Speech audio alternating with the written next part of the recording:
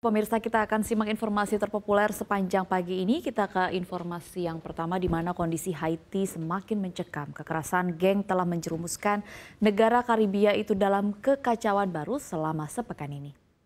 Layanan publik di Haiti hancur. Banyak orang mengungsi, belum lagi mayat-mayat berserakan di jalanan. Dalam update hari Selasa, Perdana Menteri Ariel Henry dilaporkan mengundurkan diri.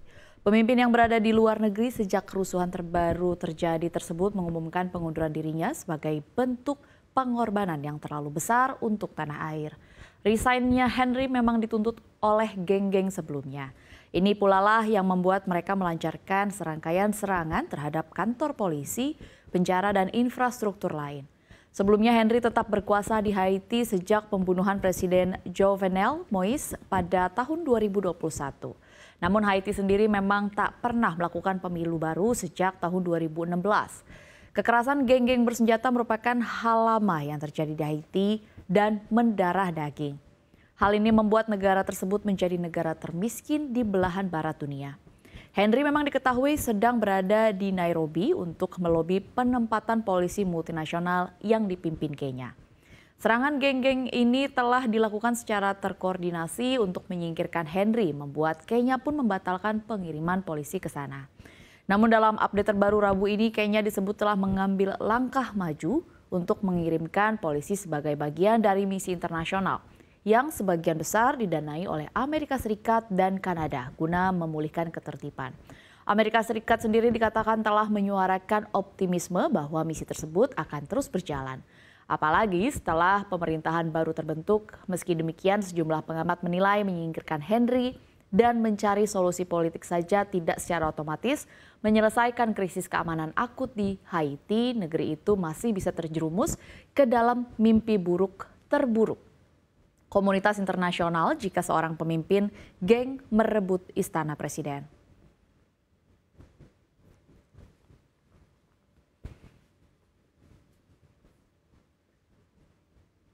Kita beralih ke informasi lainnya, yaitu dari komoditas emas, di mana harga emas mengawali perdagangan dengan penguatan, berusaha melawan penurunan pada perdagangan sebelumnya yang anjlok lebih dari 1%. Harga emas akhirnya mulai terkoreksi setelah menyentuh harga tertinggi sepanjang masa di level 2.194,99 dolar Amerika Serikat per troy ounce pada perdagangan intraday 8 Maret 2024. Pada perdagangan Selasa, harga emas di pasar spot ditutup anjlok 1,12% di posisi 2.157,99 dolar Amerika Serikat per troy ounce. Koreksi tersebut menjadi penurunan pertama setelah kenaikan 9 hari beruntun sejak 28 Februari 2024. Sementara pada perdagangan hari ini hingga pukul 5:12 waktu Indonesia Barat, harga emas di pasar spot bergerak lebih tinggi atau naik 0,05% di posisi 2.158,98 dolar Amerika Serikat per troy ounce. Harga emas masih berada di bawah tekanan pada perdagangan Selasa, turun lebih dari 1%. Setelah laporan inflasi Amerika Serikat meredup, prospek The Federal Reserve segera menurunkan suku bunga. Harga konsumen Amerika Serikat meningkat dengan kuat pada periode Februari, menunjukkan adanya kekakuan dalam inflasi. Data menunjukkan indeks harga konsumen atau CPI naik 0,4% secara bulanan di bulan Februari. Setiap tahunnya angka tersebut meningkat 3,2% di atas perkiraan 3,1%.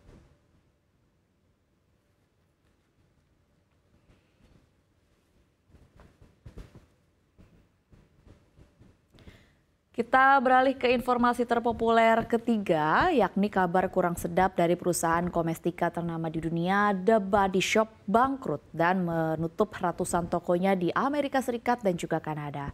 Operasional perusahaan tertekan inflasi.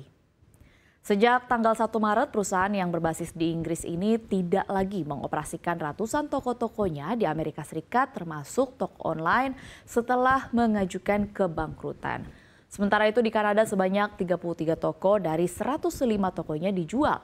Diketahui The Body Shop telah didirikan sejak tahun 1976 di Inggris oleh aktivis lingkungan dan hak asasi manusia Anita Roddick. Perusahaan ini memasarkan produk domestik yang diklaim alami dan ramah lingkungan. Pada tahun 2019, perusahaan ini telah disertifikasi B Corp atau memenuhi standar transparansi dan kesadaran lingkungan. Pada 2023, bisnis body shop sebetulnya masih berkembang dengan kehadiran 2.500 toko retail di lebih dari 80 negara. Perusahaan ini juga memasarkan produknya secara daring di lebih dari 60 pasar digital. Dalam perjalanannya, The Body Shop telah beberapa kali pindah kepemilikan.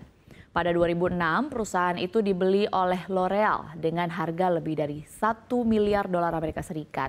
Lalu pada tahun 2017 dibeli perusahaan Brazil Natura & Co seharga $1 miliar Amerika Serikat.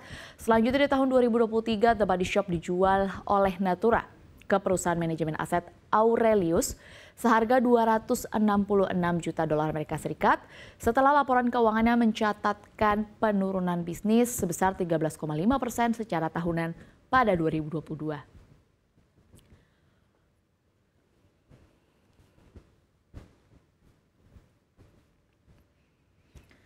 Selanjutnya kita beralih ke informasi terpopuler dalam negeri di mana Prabowo Subianto mendapatkan telepon dari Raja Arab Selasa kemarin. Setidaknya ini dilakukan Raja Abdullah II dari Yordania.